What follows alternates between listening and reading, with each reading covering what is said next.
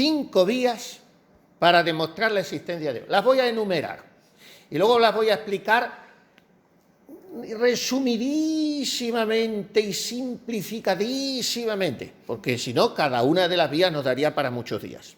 Pero creo que van a quedar un poquito claras. 5 vías de la existencia de Dios. Las enumero una por una, por lo menos que hayan oído una vez en su vida. Las 5 vías, como se demuestra la existencia de Dios. Primera, por la existencia del movimiento. Segunda, por la causalidad, que la acabo de explicar más o menos, por la causalidad eficiente. Las palabras no las asusten, luego las vamos a explicar. Tercera, por los seres contingentes. No se asusten, que luego lo explicamos. Por los seres contingentes. Cuarta y quinta, esta la van a entender muy bien, aunque no las explique. Cuarta, por los diferentes grados de perfección. Y quinta, por el orden del universo. Esto es clarísimo.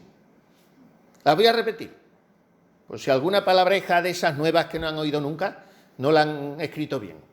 Primera vía, 5 vías de Santo Tomás de Aquino están en la Suma Teológica, al principio, para demostrar que Dios existe. Y cuando te explican las 5 vías, dicen, no, el que diga que es ateo o es agnóstico, lo que es un necio, porque no se puede dejar de conocer la existencia de Dios. Ahora ya que te expliquen la encarnación del Verbo, la Eucaristía, eso ya te lo tienen que venir y catequizarte.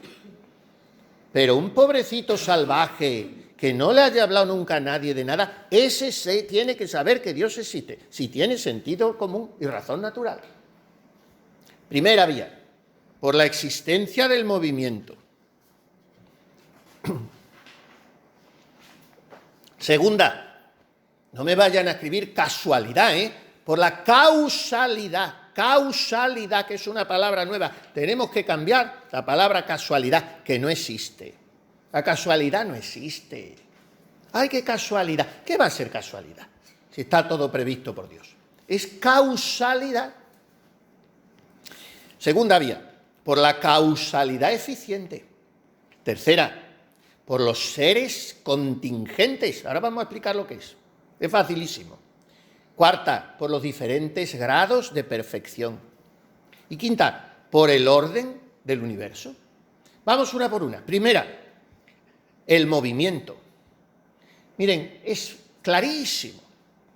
En el universo todo está en movimiento, ¿no? Todo está en movimiento. Pero te tienes que remontar atrás, y todo ese movimiento exige un primer motor inmóvil, que es Dios. Alguien que mueve todo, pero a él no le mueve nadie.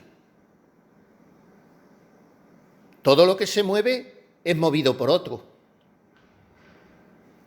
Todo lo que se mueve está en potencia. Y mover requiere estar en acto. Porque ¿qué es mover?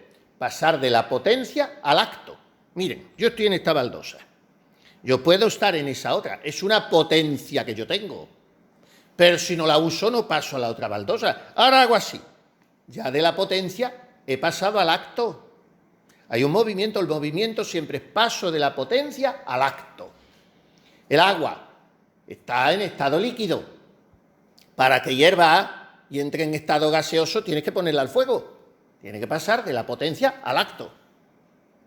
Usted no es santa, pero lo va a ser. Lo está siendo ya cada día un poquito. Entonces está pasando de la potencia al acto. Entonces, una cosa, dice Santo Tomás, no puede estar al mismo tiempo en acto y en potencia. Si yo estoy aquí, no puedo estar al mismo tiempo ahí. Estar aquí es la potencia, estar aquí es el acto. Una cosa no puede estar al mismo tiempo en acto y en potencia respecto a sí misma.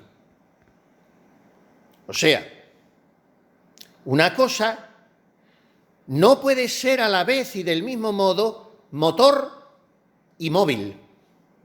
No puede moverse a sí misma. Todo lo que se mueve es movido por otro.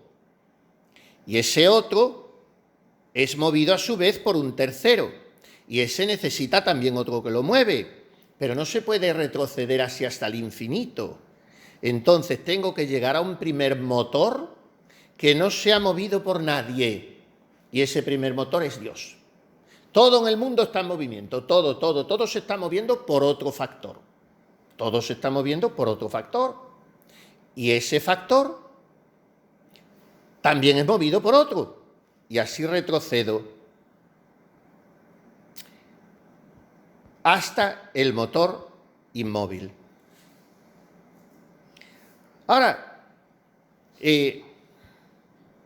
ustedes dirán, bueno, pero eso no lo entiendo yo también con lo que usted me acaba de explicar, de pasar usted de una baldosa a otra, porque ese movimiento sí está en uno mismo. O sea, el influjo para yo moverme, ponerme de la potencia al acto, está en mi propia naturaleza, en mi propia voluntad.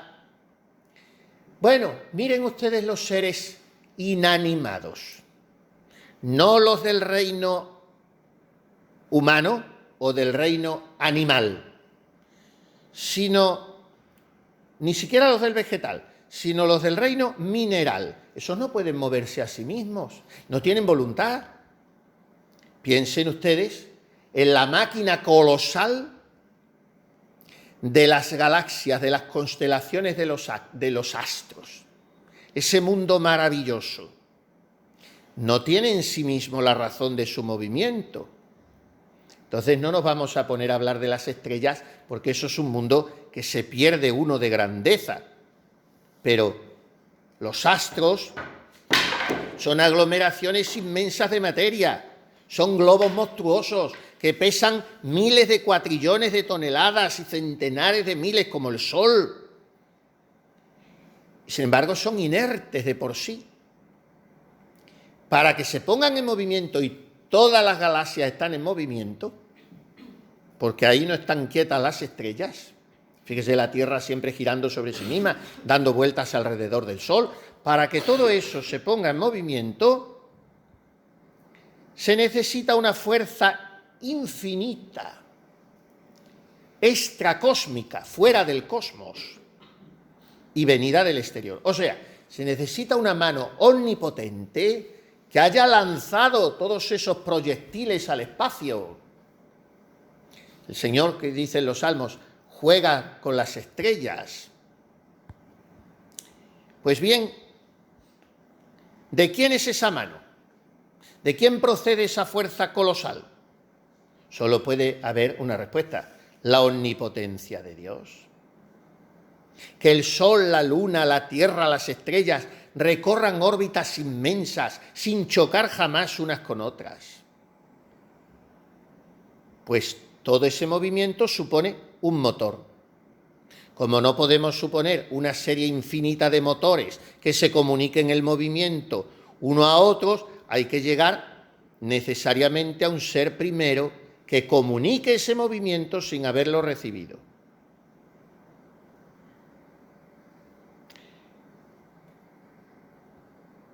Bien, pues esta es la primera vía de Santo Tomás, la del movimiento.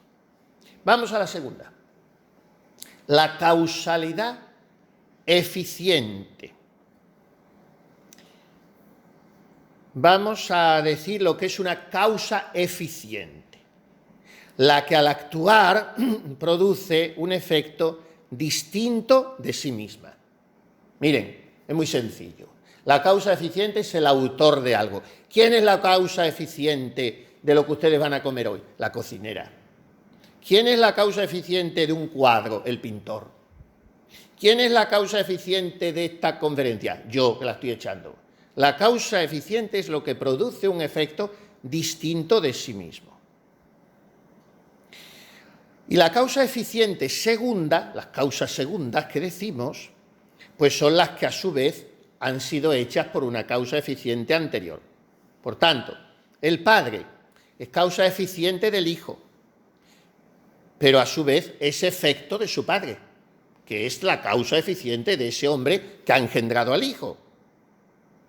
Por tanto, todas las causas del universo son causas segundas. Esto ya lo he explicado antes, estoy insistiendo.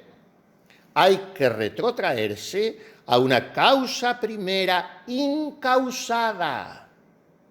Lo mismo que cuando hablamos del movimiento hemos dicho, hay que retroceder a un motor inmóvil, algo que mueve todo, pero a él no lo mueve nadie. Aquí lo mismo. Hay que retroceder a una causa que lo causa todo, pero a ella no la causa nadie. Porque no se pueden prolongar indefinidamente la serie de las causas eficientes. Pues bien, en el mundo hay muchos seres vivientes que no han existido siempre, sino que han comenzado a existir. O sea, cualquiera de nosotros. Nosotros seremos eternos para adelante, porque ya no terminaremos nunca de vivir. Pero para atrás no somos eternos. Hemos tenido un punto de inicio, ¿no? Entonces, todos nosotros hemos recibido la vida de nuestros padres de los suyos, y así sucesivamente. ¿Podemos prolongar hacia atrás la serie de nuestros tatarabuelos hasta el infinito? No, tenemos que llegar a un punto que nos paramos. Y ese punto es el primer viviente, que es causa y origen de todos los demás. ¿Y ese primer viviente qué características tiene? Pues que no tiene padre ni madre, porque de lo contrario no sería el primer viviente, sino el tercero, lo cual es absurdo. Ese primer viviente no ha nacido nunca, porque de lo contrario alguien habría tenido que darle la vida, porque de la nada no sale más que la nada. Por eso ese primer viviente tiene la vida por sí mismo, sin haberla recibido de nadie. Tercero, ese primer viviente es eterno, ha existido siempre, no ha comenzado jamás. Cuarto, todos los demás seres vivientes proceden necesariamente de él.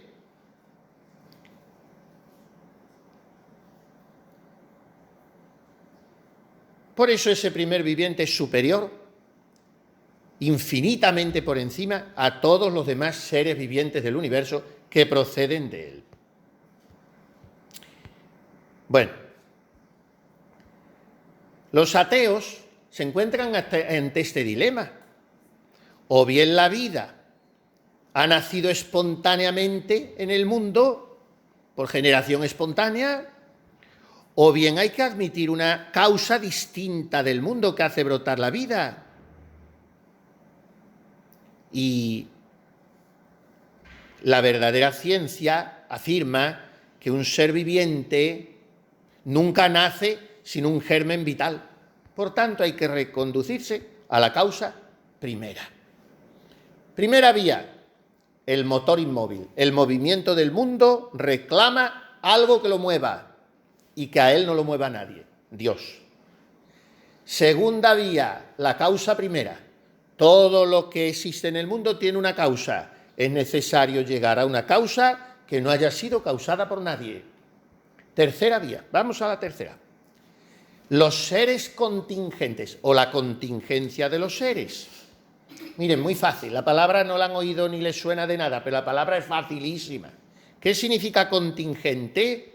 Lo que al mismo tiempo puede existir y podría no existir. Todos nosotros somos contingentes. Todo en el mundo es contingente. Todo puede existir y dejar de existir. ¿Qué es lo contrario de ser contingente? Ser necesario. O sea, el que existe y no puede dejar de existir. Creo que habiendo dicho esto, ya está muy claro. O sea, todos nosotros somos seres contingentes. Ha habido siempre un momento en el que algo no existía. Jaime Balmes explica esto muy bien. Vamos a verlo un poquito. Dice, si existe algo, es preciso que algo haya existido siempre. Hay algún ser que ha existido siempre. Este ser no tiene en otro la razón de su existencia, sino que este ser es absolutamente necesario. Porque si no lo fuese, sería contingente. O sea, podría haber existido o no existido. Pero hay un ser cuya no existencia, o sea, si no hubiera existido, eso sería contradictorio. Hay un ser que tiene en sí mismo la razón de su existencia. ¿Y ese ser quién es? Se pregunta Balmes. ¿Somos nosotros los que tenemos en nosotros mismos la razón de la existencia? No, por experiencia sabemos que hace poco no existíamos. ¿Cuántos años tiene usted? 50, 90. Bueno, pues ¿por qué tiene 90? Porque antes yo no existía. Empecé a existir cuando empecé a cumplir esos años. Nuestra memoria no se extiende más allá de un puñado de años muy cortos. Ahora, eso mismo lo vemos en los demás seres que nos rodean, en todo lo que nos rodea, en una planta, en un animal, en algo. Todo tiene fecha de duración. Pero hay un ser necesario que no somos nosotros y que nos precede. Y ese ser necesario es Dios. Y ese ser necesario es infinitamente perfecto. Y ese ser necesario es único, no hay más que uno. Y ese ser necesario es eterno. Y ese ser necesario es absolutamente inmutable, independiente, no depende de nadie. Y totalmente espiritual, absolutamente inteligente. ¿Por qué no puede ese ser necesario ser corporal? Porque si fuese corporal sería limitado. ¿Cuántas veces decimos, ¿cómo está usted? Pues mire usted, cada vez con más limitaciones. ¿Por qué? Porque el cuerpo es limitado. Lo ilimitado es el espíritu. Si fuera material ese ser necesario, sería divisible lo material. Se puede dividir. Tráigame usted la cantidad que quiera de oro, de ladrillos, de agua, un océano, lo que sea, se puede dividir. ¿Qué es lo que no se puede dividir? Lo inmaterial, lo espiritual. Y si ese ser fuese corpóreo, no sería infinitamente perfecto, porque de la materia no sale la inteligencia ni la vida. Están 100.000 veces por encima de la materia, la inteligencia y la vida. La inteligencia viene del espíritu. Por tanto, el ser necesario es un ser espiritual. Total, que ya llevamos 3 vías, muy sencillas. No sé si lo están entendiendo. Yo, lo más fácil, como soy muy torpe, no lo puedo hacer. Porque quien hace las cosas fáciles son la gente inteligente. Y por eso a mí me gusta tanto Benedicto XVI, porque las cosas más profundas te las explicaba con una sencillez maravillosa. Yo ya esto no lo sé hacer más fácil. ¿Qué vamos a hacer? Comprendo que ustedes tampoco tienen nociones ninguna de filosofía mínima elemental, pero por lo menos que lo oigan alguna vez. Creo que no es tan difícil. Creo que no es tan difícil. Primera vía, motor inmóvil. Todo se mueve en el mundo. ¿Hace falta alguien que lo mueva? Dios. Segunda vía, causalidad. Todo tiene una causa. Hay que remontarse a la causa primera. Tercera vía, contingencia de los seres. Todo es limitado y durable. Hace falta alguien que sea eterno y previo a todo y necesario. Vamos a la cuarta vía y vamos terminando. Los distintos grados de perfección que se encuentran en los seres creados. Esta la vamos a acabar muy pronto. Dice Santo Tomás, miremos los seres creados. Unos son más buenos y otros menos. Unos más verdaderos y nobles y otros menos. Pero el más y el menos siempre participa de lo más. O sea, ¿cuándo decimos que una cosa es más caliente? Cuando se aproxima al máximo calor. Tú pones los fuegos en la cocina y ahora con el microondas, con el, ¿cómo se llame eso? La vitrocerámica, da números, 1, 2, 3, tal. Antes la cocina económica tenía unos aros de hierro, se quitaban, se ponían, así entraba más fuego o menos.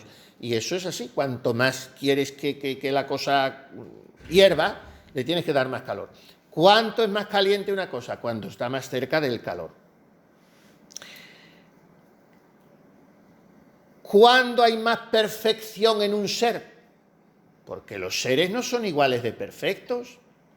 La gente no toda es igual de buena, ni de inteligente, ni de hermosa, ni de... ¿Cuándo hay más perfección? Que tú dices, ay, esta persona, ¿qué perfección tiene en sus obras? ¿Cuándo tiene más perfección? Cuando se aproxima más a lo más perfecto. Por tanto, tiene que existir algo, alguien, que sea verdaderísimo, nobilísimo y óptimo, y que sea el ser supremo, el de máxima entidad. Y ese ser perfectísimo, causa de todas las perfecciones, es Dios. O sea, primera vía, la del movimiento, el ser que lo mueve todo es Dios. Segunda vía, voy siempre recapitulando para repetir, la de la causalidad, el que lo causa todo es Dios. Tercera vía, la de la necesidad, el ser necesario del que dependen todos los contingentes es Dios. Cuarta vía, la de la perfección, el ser de cuya perfección, suma, absoluta, infinita, participan todos los demás seres, es Dios. Quinta vía y última, la finalidad y el orden del universo, dice Santo Tomás. Esta vía se toma del gobierno del mundo. Miren, la cantidad de seres que hay en el mundo que carecen de conocimiento, los animales, las plantas, los planetas y muchísimas personas que carecen también de conocimiento, pues la cantidad de seres que carecen de conocimiento obran por un fin. Si tú observas, todo en el mundo tiende a un fin. Tiende a un fin. Pero no van a su fin por las buenas, al acaso, por casualidad, sino por alguien que los dirige a ese fin. Porque quien carece de conocimiento, una planta, una abeja, como veremos después, una estrella, no tiende a un fin y tiende perfectamente a ese fin, ahora lo vamos a ver, pero si no hay alguien que lo entienda y lo conozca, no puede tender a ese fin. O sea, existe un ser inteligentísimo que dirige todas las cosas naturales a su propio fin. Y ese ser es Dios. Vamos a ver muchos ejemplos, para hacer la clase un poquito más suave al final, que nos quedemos con buen sabor de boca y no con malo. Entonces, el orden sideral, ya lo he explicado un poquito antes. En el firmamento hay trillones de astros. Figúrense, yo cuando me pongo a mirar el cielo, a mí es lo que más me apabulla de todo y lo que más me lleva a Dios, ¿eh? Casi, si me apuran, hay una cosa que me lleva más a Dios, que es la sonrisa de un niño. Sonrisa de un niño, eso para mí es lo más parecido a Dios. Pero lo que más me lleva a Dios es mirar el cielo. Y decía un alma, si es tan hermoso por este lado, ¿cómo será por el otro? Porque un cielo tachonado de estrellas, en una noche de verano, en Castilla, en un sitio muy despejado, y tú piensas que miles de esas estrellas han dejado de existir hace siglos y siglos, y que siendo la velocidad de la luz 300.000 kilómetros por segundo, están tan lejos que todavía está llegando a mí esa luz después de que hace miles de años que no existe. Eso es para volverse loco. Y eso está todo perfectamente organizado por una mente superior. Son de una magnitud inmensa esos astros. Se mueven a velocidades siderales esos astros.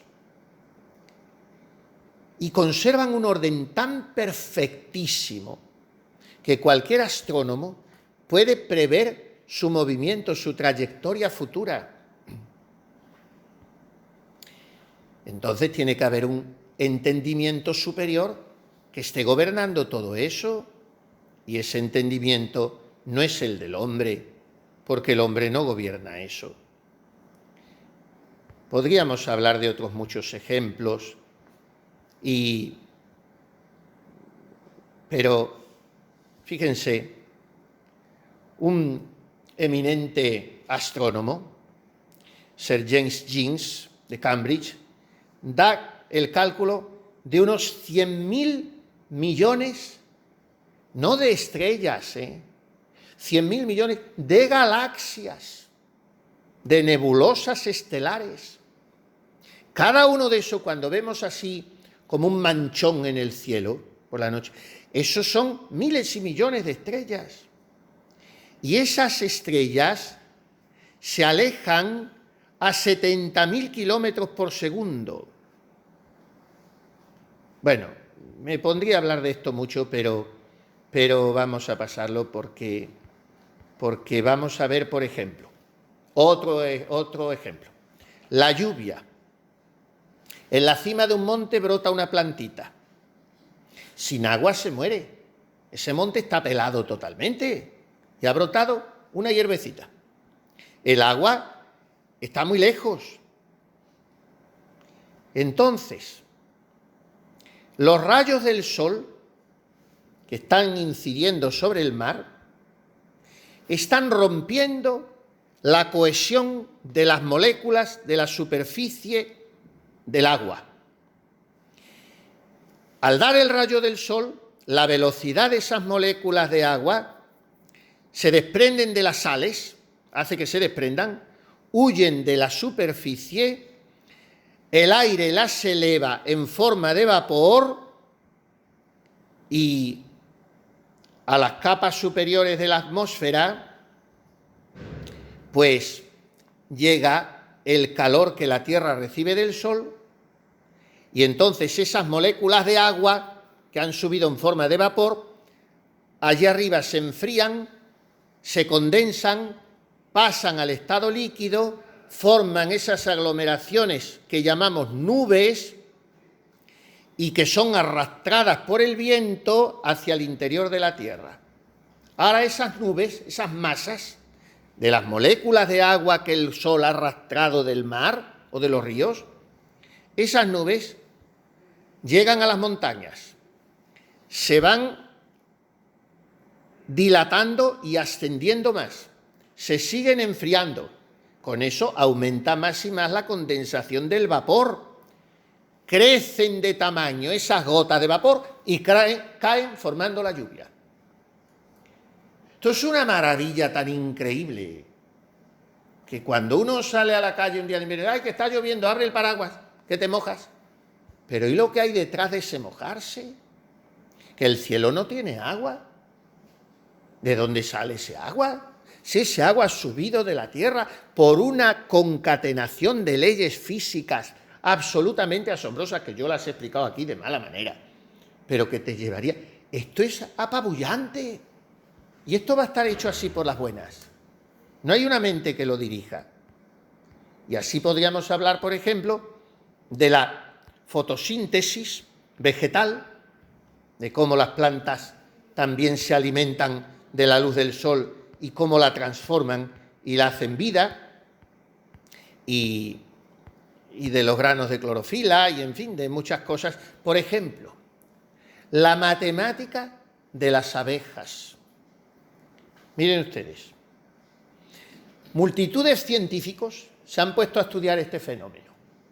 ¿Cómo es posible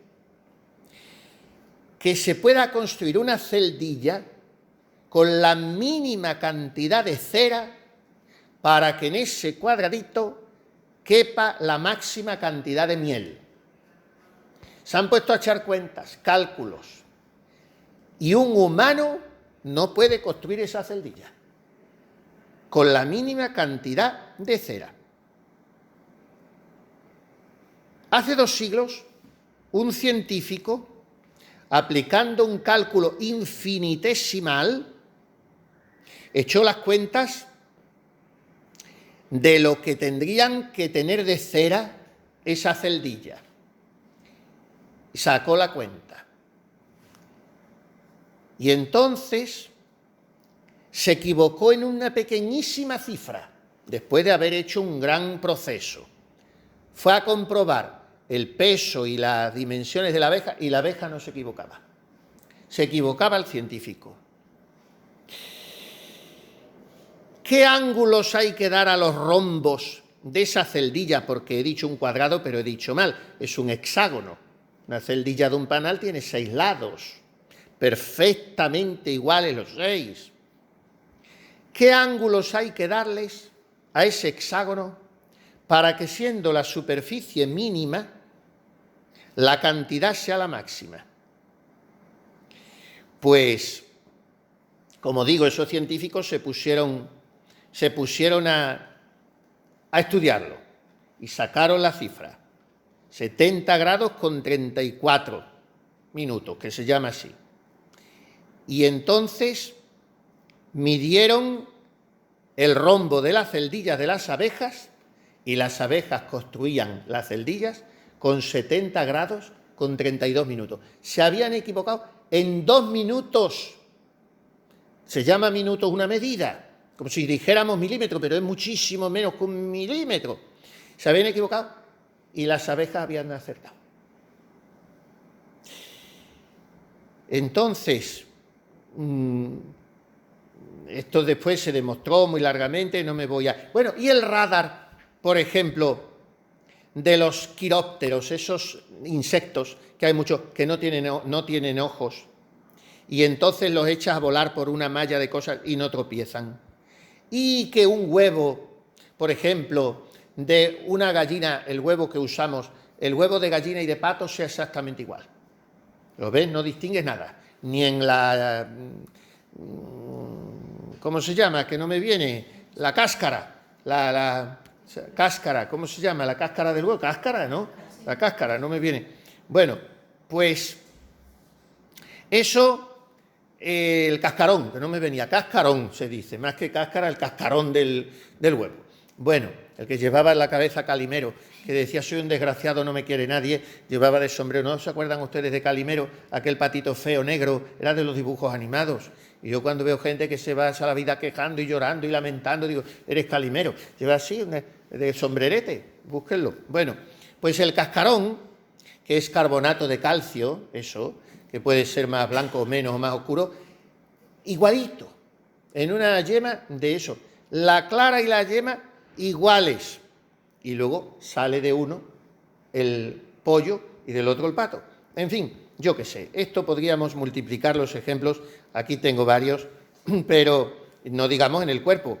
No digamos en el cuerpo, que lo tengo aquí también, el hígado, cómo procesa el azúcar, le pasa al cuerpo exactamente la cantidad de azúcar en cada gota de sangre que va necesitando. Bueno, el cuerpo se puede estudiar todo, porque el cuerpo es una máquina perfectísima, perfecta.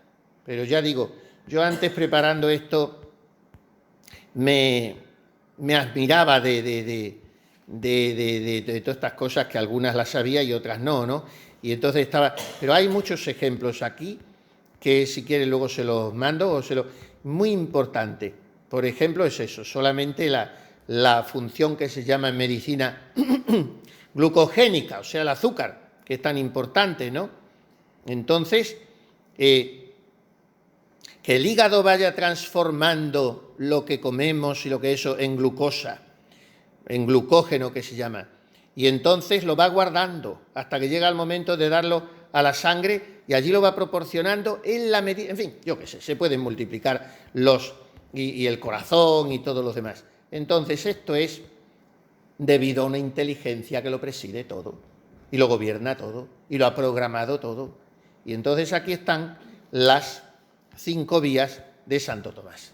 El proceso que hace el ojo de la luz, cómo la pupila ve las cosas todas del revés y nosotros, nuestro cerebro, lo procesa y lo ponemos del derecho.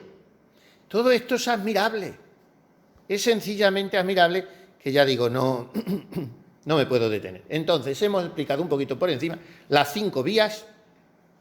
Ahí la existencia de Dios aparece con toda evidencia para cualquier espíritu que sea sereno y reflexivo. Y entonces hay que terminar exclamando, creo en Dios, porque el azar no explica de ningún modo el orden del universo. Y alguien ha dicho que el ateo es un caso clínico, como el del que pierde la razón. Porque, claro, decir después de todo esto, Dios no existe, como mucho podría decir eso, no sé si existe, pero también es una necedad, porque sí que podemos saber que Dios existe. Entonces, las causas de la increencia, pues al final son siempre la soberbia, porque luego está el deseo natural de la felicidad, que también nos hace creer en Dios y esperar en Él. Otro día me decía un chico, un joven, mire, he estado con una amiga que es atea, se confiesa atea, y este chico tiene vocación y se lo contó, y le dijo, pues mira, es para empezar a plantearme la existencia de Dios, que tú cambies tu vida, que se la quieras entregar a alguien de esa manera. Y además te voy a decir una cosa, yo he pensado siempre que los católicos sois unos ilusos y que lo que creéis no tiene sentido, pero te tengo que confesar una cosa. Siempre que he encontrado un católico que practica su fe y la vive con coherencia, siempre os he visto tan felices, lo que yo no lo soy. Le dijo esa chica, me lo contaba el chaval hace un par de días, 20 años tienen los dos, y yo no lo soy. Y cuando veo un católico que es feliz, me planteo que si no existe Dios, tendría que existir, porque os veo que algo mueve vuestra vida. Bueno, total, que después de hablar de tanta filosofía y de las pruebas de la existencia de Dios, la mejor prueba de la existencia de Dios es una hermanita de los ancianos desamparados entregada a los pobres, a los desheredados, practicando la paciencia, la caridad, el heroísmo, porque eso, desde luego por dinero no lo hacen ustedes, por aburrimiento tampoco. Entonces, ¿por qué se hace? Pues hay que decir, como decía aquel filósofo André Froissart, Dios existe, yo me lo encontré.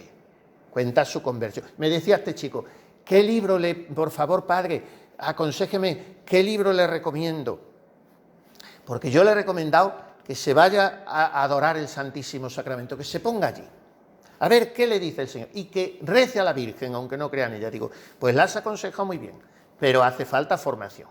No basta solo. Digo, recomiéndale este libro, de André Froissart, muy breve, muy cortito. Dios existe. Yo me lo encontré. Así se titula. Y da sus pruebas subjetivas.